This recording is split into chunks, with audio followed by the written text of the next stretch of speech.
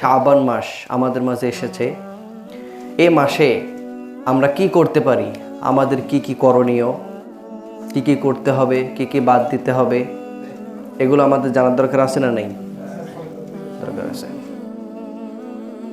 যুগ যুগ ধরে শাবান মাস যখন মানুষের দ্বারে পৌঁছে যায়, তখন কেমন জানি আমাদের ভিতরে অনেক চলাফেরা, চিন্তা ভাবনা এর পরিবর্তন আমরা দেখতে পাই, তাই না?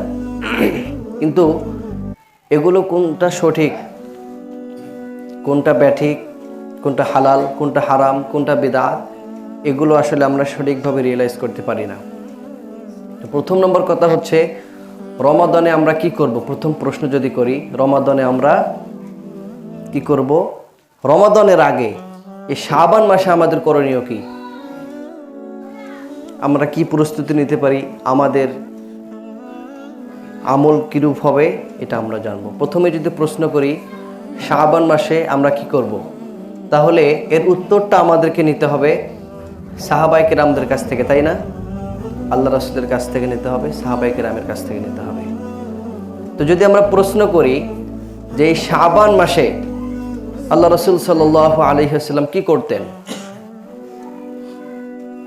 তাহলে আমরা উত্তর পাই আল্লাহ রাসূল সাল্লাল্লাহু আলাইহি ওয়াসাল্লাম এই শাবান মাসে সব থেকে বেশি রোজা রাখতেন। সুবহানাল্লাহ পড়েন। আয়েশা রাদিয়াল্লাহু আনহা বলেন যে শাবান মাসে আল্লাহ রাসূল সাল্লাল্লাহু আলাইহি ওয়াসাল্লামকে আমি যে পরিমাণে রোজা রাখতে দেখেছি, অন্য কোনো মাসে এভাবে আল্লাহ রাসূল সাল্লাল্লাহু আলাইহি ওয়াসাল্লামকে রমাদান ব্যতীত রোজা রাখতে দেখি নাই। সব থেকে বেশি রোজা, সব থেকে বেশি। এক হাদিসের মধ্যে আয়েশা রাদিয়াল্লাহু আনহা বলেন আল্লাহ রাসূল সাল্লাল্লাহু আলাইহি ওয়াসাল্লাম রজব মাসে 10টি রোজা রাখতেন এবং শাবান মাসে 20টি এবং রমাদানে 29টি বা 30টি। তার মানে আমরা বুঝতে পারি যে রমাদান তো আমাদের মাঝে আসলে আমাদের সবাইকেই রোজা রাখতেই হয়, তাই না? এটা ফরজ। কিন্তু রমাদান বাদ দিয়ে সব থেকে বেশি বেশি রোজা রাখার মাস হচ্ছে এই শাবান মাস। সব থেকে বেশি রোজা রাখা। আল্লাহ রাসূল সাল্লাল্লাহু আলাইহি ওয়াসাল্লাম সব থেকে বেশি এই মাসে রোজা রাখতেন। যদি আপনি পান প্রতিদিন রাখার জন্য, সব থেকে ভালো, অসুবিধা নেই, একদম বেস্ট। যদি চান যে আমার সম্ভব নয়, তাহলে একদিন গ্যাপ দিয়ে দিয়ে রাখি, সেটাও রাখতে পারবেন, অসুবিধা নেই। আবার কিন্তু যদি চান যে আমি সপ্তাহে 2টা বা 3টা করে রাখবো, তাতেও কোনো অসুবিধা নাই। কিন্তু যদি আপনি মনে করেন যে শাবান মাসের অমুক দিনে রোজা রাখতেই হবে, তাহলে এটা ভুল হয়ে যাবে। কি হয়ে যাবে? ভুল হয়ে যাবে। আপনি যে কোনো সময় যে কোনো দিনে রোজা রাখতে পারেন, কোনো অসুবিধা নেই, কোনো অসুবিধা নেই। তো আমরা প্রথম আমল পেলাম যে আল্লাহ রাসূল সাল্লাল্লাহু আলাইহি ওয়াসাল্লাম সব থেকে বেশি কি করতেন? রোজা রাখতেন। এবং আল্লাহ রাসূল সাল্লাল্লাহু আলাইহি ওয়াসাল্লাম বলেছেন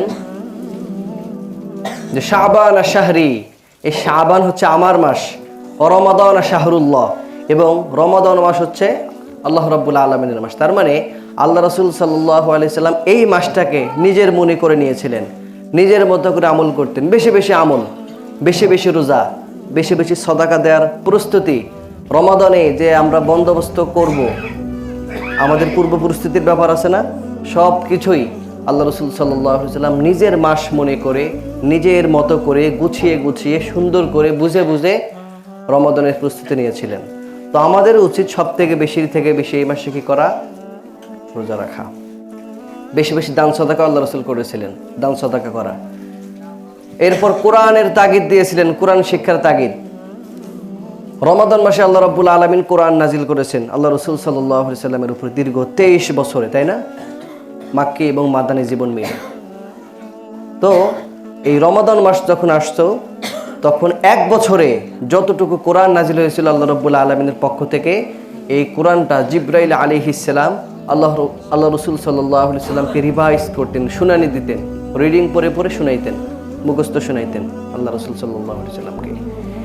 এবং রমজান মাস আসার আগে সব থেকে বেশি কোরআন শিক্ষার তাগিদ দিয়েছিলেন। কারণ রমাদান হচ্ছে এমন একটা মাস যে মাসে একটি অক্ষর যদি কেউ পড়ে, তাহলে একটির পরিবর্তে আল্লাহ রাব্বুল আলামিন 700 নেকি পর্যন্ত তাকে বৃদ্ধি করে দেবেন। সুবহানাল্লাহ। তো এত বড় একটা জিনিস, এত বড় একটা রহমতের কথা শুনে, বরকতের কথা শুনে যদি কোনো ব্যক্তির সত্যিই মাথার মধ্যে ব্রেইন থেকে থাকে, সত্যি যদি সেই ব্যক্তি বুদ্ধিমান হয়, তাহলে ওই ব্যক্তি কোরআন শিক্ষা বাদ দিয়ে অন্য কিছু চিন্তা ভাবনা করতে পারে না। কোরআন শিখে নেওয়া যায়। আপনার বয়স হয়েছে অনেক, শিখতে পারেন না, লজ্জা লাগে, অসুবিধা কি? নেট তো আছে না? অ্যাপস আছে অনেক, অ্যাপস দেখে দেখে ধরে ধরে বুঝে বুঝে লিখবেন এবং পড়বেন, লিখবেন এবং পড়বেন, এভাবেই কোরআন শিখে নেওয়া যায়, অসুবিধা নেই তো। আপনি শিক্ষকের কাছে লজ্জা পান? অ্যাপসের মাধ্যমে শিখে নেন। অনেক কোর্স আছে, সেখানে ভর্তি হতে পারেন, অথবা ধারাবাহিক ক্লাস আছে, প্লে লিস্টে অনেকভাবে ক্লাস দেওয়া আছে কোরআন শিক্ষার, সেখানে শিখে নিতে পারেন, অসুবিধা কি? এই যুগে পারি না, জানি না এই কথা বলার অপশন নেই। আপনি কি পারেন না? সব কিছু নেটে আছে। নেটে ফ্রি যে কোর্সগুলো দেয়া আছে, এগুলো যদি কেউ সুন্দর করে পড়ে, নোট করে, তাহলে তার চাকরি কনফার্ম। কোনো নিবন্ধনে সে মানে হঠাৎ করে আটকে যাবে না, যেটা পড়ি নাই, জানি না, এমনটা হবে না। কোনো না কোনো ক্লাস পাবেন, কোনো না কোনো স্যারের ক্লাস পাবেন, কোনো না কোনো বিশ্ববিদ্যালয়ে পড়ুয়া স্যারের ক্লাস আপনি সুন্দরভাবে পেয়ে যাবেন। ওনারা ভিউয়ের জন্য, মানুষকে দেখার জন্য সেখানে দিয়ে রেখেছে, যত সম্ভব যার থেকে যত ভালো পায়, কিন্তু আমরা নিতে পারি না, নিতে জানি না। এজন্য অনলাইনে সব আছে, ইউটিউবে প্লে লিস্টে সব আছে, আপনি শুধু শিখে নেবেন। শিখে নেওয়ার লোকের অভাব, আমাদের প্ল্যান পরিকল্পনা নেওয়ার লোকের অভাব।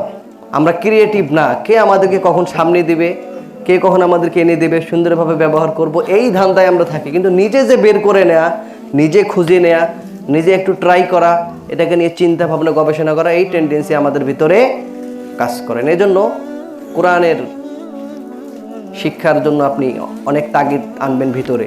আপনি শিখবেন, আপনার স্ত্রী সন্তানকে শেখাবেন, সকলকে নিয়ে কোরআনিক একটা ফ্যামিলি তৈরি করবেন। ইনশাআল্লাহ দেখবেন যে পরিবারে শুধু শান্তি এবং রহমত আল্লাহ রাব্বুল আলামিনের পক্ষ থেকে আসবে ইনশাআল্লাহ।